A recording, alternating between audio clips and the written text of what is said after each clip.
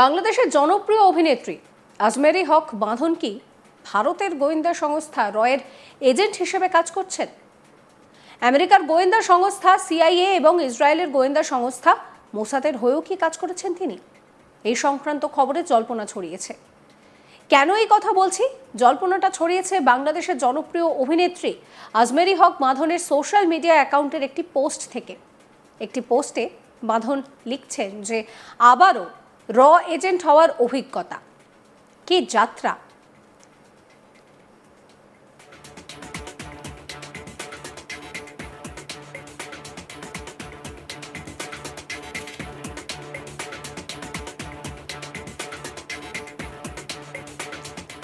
তিনি আরও লিখছেন যে 2021 সালে বিশাল ভারদ্বাজ পরিচালিত একটি বলিউড ছবি খুফিয়াতে ভারতীয় অভিনেত্রী টাবুর সঙ্গে অভিনয় করার সময় আমি একজন গর্বিত র এজেন্ট ছিলাম। অভিনেত্রী এও জানিয়েছেন যে এই খুফিয়া সিনেমাটা এখনও কেউ না দেখে যদি থাকেন তাহলে ওটিটি প্ল্যাটফর্মে রয়েছে। বাঁধন আরও লিখছেন যে কিন্তু পরিস্থিতি বদলে গেল, আমাকে ছবির প্রিমিয়ারে যোগ দিতেও অনুমতি দেওয়া হয়নি। কেন? কারণ ভারতীয় হাই কমিশন আমার ভিসা প্রত্যাখ্যান করেছে, একবার নয় 5 বার। তাদের সঙ্গে আমার দুটি সাক্ষাৎকারের সময় তারা সোশ্যাল মিডিয়ায় পোস্ট করা আমার একটি ছবি নিয়ে খুব চিন্তিত ছিল বলে মনে হয়েছিল। এটি একটি আমেরিকান দূতাবাসের অনুষ্ঠানের ছবি ছিল ভিপি নূরের সঙ্গে। অবশেষে আমাকে আমার সংযোগগুলো ব্যবহার করতে হয়েছিল। আমার নিজের দেশের প্রভাবশালী ব্যক্তিদের সঙ্গে ঘনিষ্ঠ হওয়ার সুযোগ সুবিধা,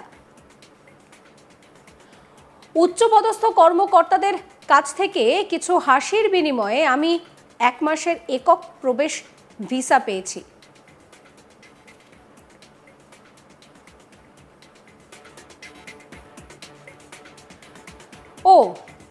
দুটি প্রভাবশালী সূত্রের মতে ছবির একজন প্রধান অভিনেত্রী ভিসা সংক্রান্ত সমস্যাগুলির সঙ্গে জড়িত থাকতে পারে, কে জানে। আমার ফোন নম্বর নয়। এই কারণে আমি বলিউড এবং কলকাতায় বেশ কিছু দুর্দান্ত সুযোগ হারিয়েছি। কিন্তু অপেক্ষা করুন, আমার যাত্রা এখানেই শেষ হয় না। জুলাইয়ের বিদ্রোহের সময় আমাকে একজন সিআইএ এজেন্ট বলা হয়েছিল যে ঐতিহাসিক বিপ্লব পরিচালনা করার জন্য ইউএসএইড থেকে অর্থ নিয়েছিলাম। তারপর জামাতের এজেন্ট হিসেবে তকমা দেওয়া হয়েছিল, কারণ আমি আমার পেজে তাদের একজন নেতার একটা ভিডিও শেয়ার করেছিলাম এবং পথে কোথাও এক বন্ধু দাবি করেছিল যে আমি অবশ্যই মোসাদের জন্যও কাজ করেছি। আর গত রাতেই আমি আবার একজন র এজেন্ট হয়ে ফিরে এসেছি। বর্তমান সরকারের ঘনিষ্ঠ বন্ধুর কাছে চিৎকার করে যে আমাকে গুরুত্ব সহকারে জিজ্ঞাসা করেছিল, টাকা খাইছো?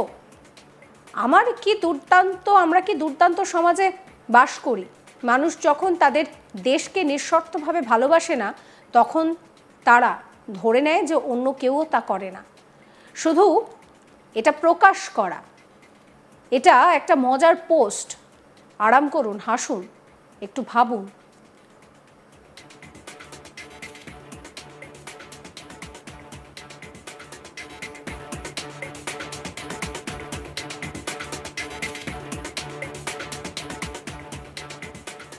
দেখলেন তো, নিজের পোস্টেই কখনো তিনি ভারতের গোয়েন্দা সংস্থা র, আমেরিকার গোয়েন্দা সংস্থা সিআইএ, ইসরায়েলের গোয়েন্দা সংস্থা মোসাদের কথা উল্লেখ করেছেন পোস্টে। আরেকটি পোস্টে তিনি উল্লেখ করছেন যে আমার স্বীকারোক্তি, আমি বাংলাদেশের একজন এজেন্ট যারা সত্যি তাদের দেশকে ভালোবাসে। আমার জীবনে যার বিরাট প্রভাব পড়েছে, তিনি একবার আমাকে জিজ্ঞাসা করেছিলেন যে তুমি কখন এত দেশপ্রেমিক হয়ে উঠলে। আমি যখন ক্রমাগত আমার দেশকে নিয়ে কথা বলছিলাম, আমার উদ্বেগ তাকে বিরক্ত করেছিল এবং তিনি বুঝতে পেরেছিলেন যে এটি আমার মানসিক স্বাস্থ্যের ওপরে কতটা প্রভাব ফেলছে। সত্যি বলতে গেলে আমি আমার বাবার দ্বারা ব্যাপকভাবে প্রভাবিত। তিনি সবসময় আমার জীবনে একজন শক্তিশালী ব্যক্তিত্ব ছিলেন। আমার বাবা খুব দরিদ্র পরিবার থেকে এসেছিলেন, কিন্তু তিনি একজন মেধাবী ছাত্র ছিলেন। সমস্ত প্রতিকূলতার মধ্যেও তিনি আমার কোনো অসুবিধে হতে দেননি। তিনি আমাকে বিদেশেও পড়াতে নিয়ে যান। তিনি বিদেশে থাকার এবং উচ্চ বেতনের চাকরি করার সুযোগ পেয়েছিলেন, কিন্তু তিনি বাংলাদেশে ফিরে আসার সিদ্ধান্ত নিয়েছিলেন। আমার মা তার সিদ্ধান্তে পুরোপুরি আশ্বস্ত ছিলেন না। তিনি আমাদের জন্য একটা আরামদায়ক জীবন চেয়েছিলেন, কিন্তু আমার বাবা সবসময় এমন কিছু বলতেন যা আমার মনে গেঁথে গিয়েছে।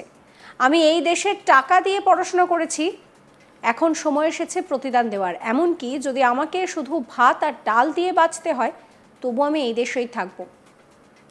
আমি ছোটবেলা থেকেই এই উক্তি শুনে এসেছি এবং আমাকে গড়ে তুলেছে।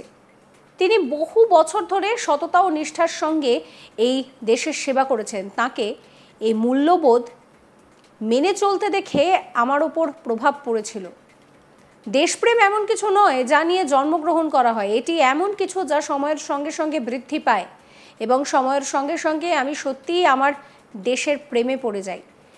সেই যাত্রায় আমার বাবা ছিলেন একজন প্রভাবশালী ব্যক্তি এবং আমি এমন অন্যদের দ্বারাও অনুপ্রাণিত হয়েছি যারা নিজস্ব দেশকে গভীরভাবে ভালোবাসে।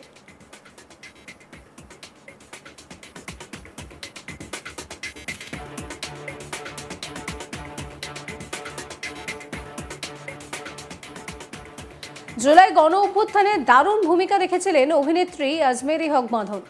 সব জায়গায় ছিলেন তিনি, তাকে সরব হতে দেখা যায়, কখনো রাজপথে, কখনো সোশ্যাল মিডিয়ায়। নিজের অভিনয় জগতের পাশাপাশি দেশের সাম্প্রতিক পরিস্থিতি নিয়ে যথেষ্ট ওয়াকিবহাল ছিলেন তিনি। শোনাবো তার কথা। যেই দিন প্রথম গুলি চলেছে সেই দিন থেকে আজকে পর্যন্ত শান্তিতে আমি দু চোখের পাতা এক করতে পারি নাই।